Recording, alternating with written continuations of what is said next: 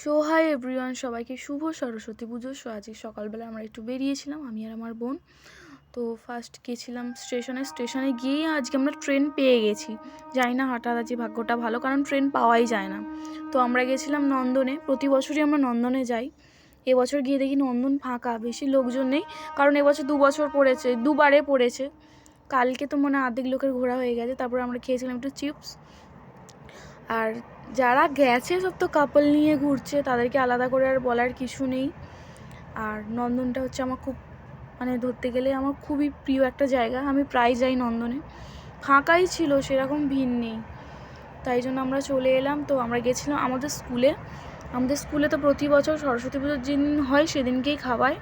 ওদিন ওইখানে খাওয়া হচ্ছিলো, প্লাস ওখানে অনুষ্ঠানও হচ্ছিলো।